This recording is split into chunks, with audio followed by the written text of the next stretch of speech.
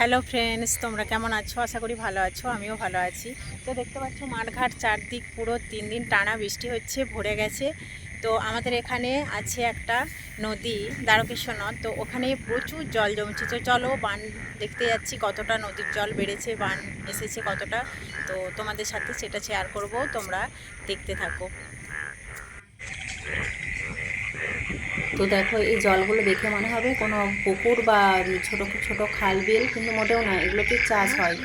এই কিছুদিন আগে এগুলোতে বাদাম চাষ হয়েছিল, তো উঠে গেছে। তো এগুলোতে এই যে রাত্রে জল হয়েছে না, সারা রাত বৃষ্টি হয়েছে, তো এই পুরো একদম মাঠ ভরে গেছে। যেগুলো একটু একটু নিচু আছে সেই জায়গাগুলো।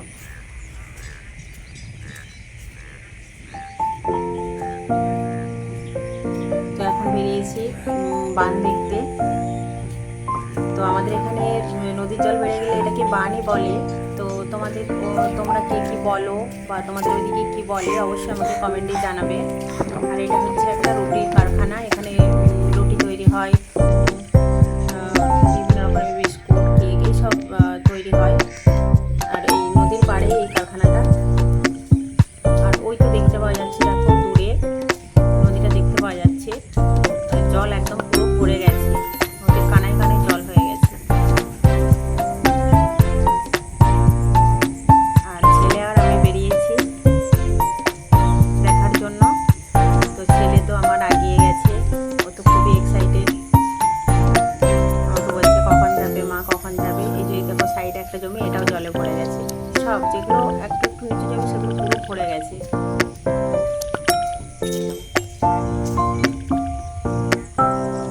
এই যে ছেলে এসে দাঁড়িয়ে আছে। তো চারদিকে পুরো কাশি গাছে ভর্তি হয়ে গেছে, মানে নদীর মাঝখানটা কাশি গাছ হয়ে গেছে বলে জলটা পুরোপুরি দেখতে পাওয়া যাচ্ছে না। তো চলো তোমাদেরকে এই সাইডে, তো আমরা ঠিক করে বানটা দেখাতে পারছি না, তার জন্য তোমাকে অন্য একটা সাইডে নিয়ে যাই। তো চলো চলে এলাম এই সাইডে। এই সাইডে দেখো পুরোপুরি দেখতে পাওয়া যাচ্ছে। এই যে এটা একটা রাস্তা, এই রাস্তা দিয়ে আমরা ওই বাজার যাই, নদীর ওই পাড়ে। তো বর্ষার দিনে এই রাস্তাটা পুরো ভেঙে যায়, দেখতে পাচ্ছ। নদীতে পুরো একদম পানে ভরে গেছে, জলের মানে চাপও প্রচুর। এই যে জলটা বাড়ছে ওদিকে, তো দুপুরের দিকে আরও জলটা বাড়বে। তো এই রাস্তা দিয়েই আমরা যাই। বর্ষাকালে একদম পুরো নৌকাতে যাতায়াত করতে হয়, তখন রাস্তা থাকে না। বর্ষা পেরোলে তারপর আবার নতুন করে রাস্তা তৈরি হয়। তো তখন আবার আমরা ওই রাস্তা দিয়ে আমরা যেতে পারি গাড়ি নিয়ে।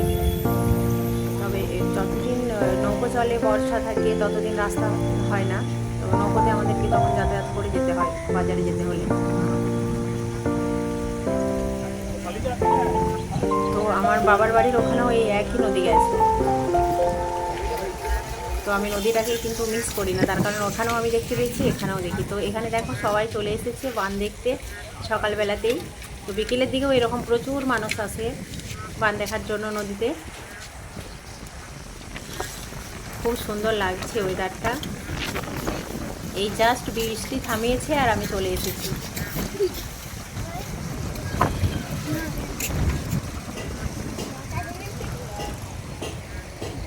পুরো রাস্তা কাভার করে যাবে, রাস্তার উপর পর্যন্ত জল উঠে যাবে, দুপুর পর্যন্ত যা জল বাড়ছে, কচুরিপানা ভেসে বেড়াচ্ছে চারদিকে।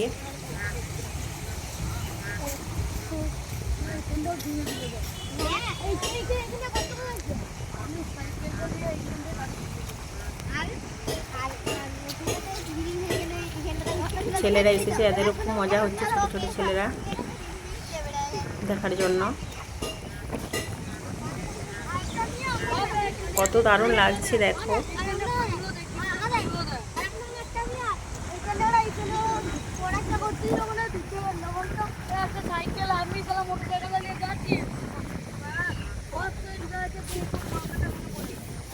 আর এই যে রাস্তা, এই রাস্তার ওপর পর্যন্ত যে গাড়িটা দাঁড়িয়ে আছে ওইখান পর্যন্ত জল উঠে যায়।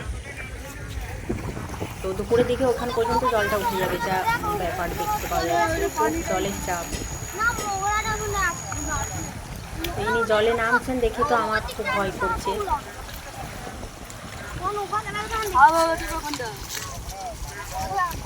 যখন নদী পুরো ভর্তি থাকে তখন নৌকোতে মানে যেতেও খুব ভয় করে, মানে খুব রিস্কের ব্যাপার। প্রচুর সাইকেল মোটরসাইকেল সব নৌকোর মধ্যে থাকে তো গর্ত হয়ে গেছে। মানে যে কোনো সময় মানে যা কিছু হয়ে যেতে পারে এরকম একটা ভয় নিয়ে আমরা নদী পারাপার করি।